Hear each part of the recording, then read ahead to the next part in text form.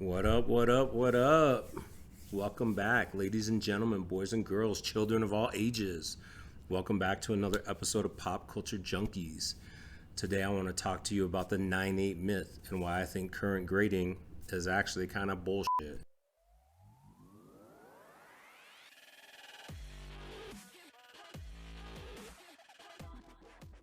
All right, I want to talk to you guys today about what I call the 9/8 myth. I call it the 9/8 myth because to me, it's the reason why 9/8s, they're kind of bullshit, to be honest with you. We should see a lot more 9/9s and a lot more 10.0s. The reason we don't is these companies keep this fake inflation around the 9.8 and they keep the 9/9s and 10s as these mythical things that you just can't attain. Why?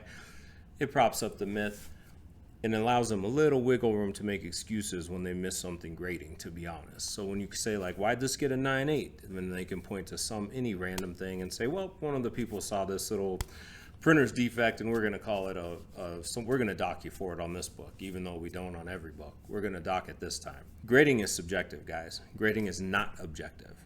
Let's just start there. If we both grade a comic, we can both get a variance in grades. It could be as much as 0.5 in variance up to 2 to 3 points. Who knows? You can get a wide range of grades when you have multiple people grading a book. Technically, when your book goes off to CGC, you got 3 people sitting down to grade that book, right? 3 people looking at it, 3 people looking at it different ways.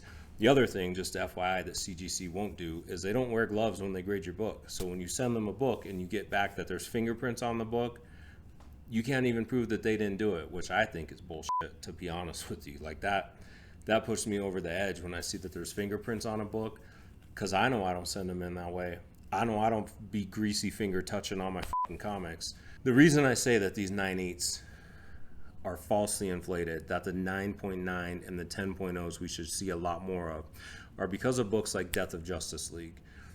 As soon as I pulled this book off the rack, and I don't have mine to show you, that's why you're looking at a picture, but as soon as I pulled it off the rack, I said to myself, this book would get a 9/8. Like, I know it would get a 9/8, right? I know this book would get a 9/8, no doubt. How do I know that?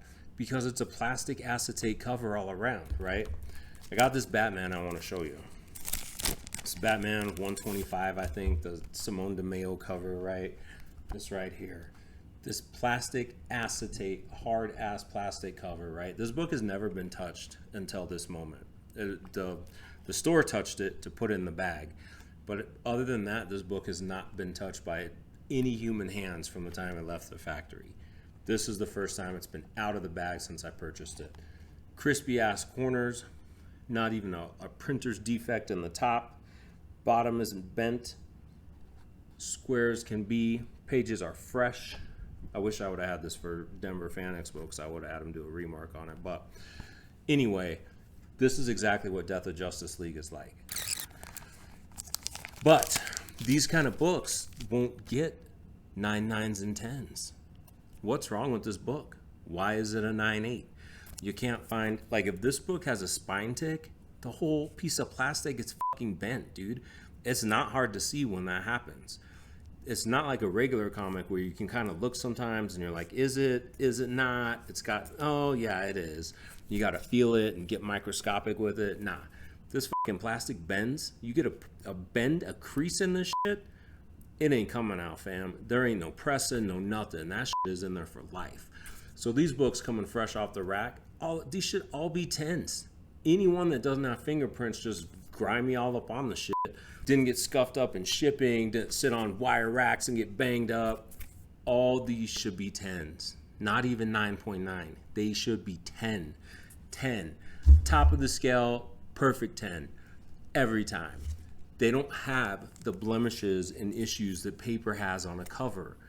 But these grading companies still will not grade these books this high. Why? Because they need to keep the 9/8s inflated, falsely inflated. So I actually looked up some acetate covers on the CGC census because I kind of want to just do some napkin math and pull some quick data on it, right? So I looked up Origin 2. Origin 2 came with an acetate cover in 2014, and Justice League 75 is a book we're just talking about. Look at all these Justice Leagues, 36, 40, 42 books sent in, and only 2 of them are 9.9. 0 are 10.0. How the fuck is that possible?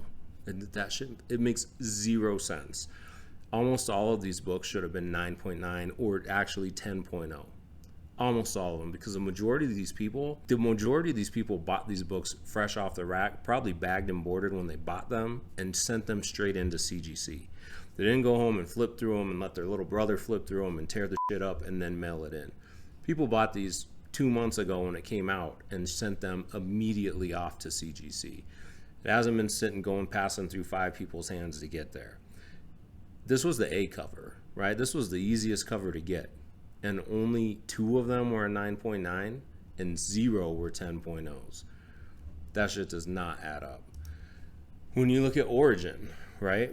This one's great because there's 181 of these that were sent in, right? I'm sorry, 181 of these were 9.8s, 1 9.9, 13 9.6s. I'm going to assume the 9.6s had a real defect that you could see somehow, some way. So it's real easy to see there that something's jacked up on that book. But these 9.8s, I bet there's 0. I bet there are 0 of them. And they almost all should have been 9.9s or 10.0. This is acetate is a hard ass plastic cover, encasing all of the paper within. These books that are pulled straight off the rack this way and shipped off, these should all be 10.0s. But they're not, so that they can falsely inflate this idea that a 10.0 is mint unattainable. You can't get one of these. Nope, you can. They're on the rack every day. And if these grading companies were a little more honest, a lot of us would have a lot more of them. But it's not just the acetate ones that kind of bother me. Another style that really illustrates this for me are these hard cardboard covered books that you see on the shelves nowadays, right? Batman White Knight, Beyond the White Knight. Hard cardboard, paper, cardboard, sealed in. These books don't typically have a lot of printer's defects in the corners like you'll see on regular paper.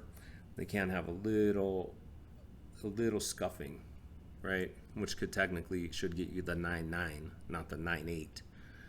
But the majority of these books, they're pristine. And DC does these on almost every B cover. Like every B cover for every series has this style of cover, this hard cardboard poster board cover on here, right? Again, spine tick on this, not coming out. Not getting pressed out. It is bent in there. You bend this cardboard, you're done. It's crinkling the ink and everything. You're finished. You're not rolling the backside with the ball bearing and all the other tricks we use to restore paper comics. These get a tick or something, it's finished. So all of these books go in every month to this company, and none of them, a fraction of all of them, come back as a 9.9 or 10.0. And it's to falsely inflate this idea that those are unattainable, when the truth is, like I said, they're very attainable.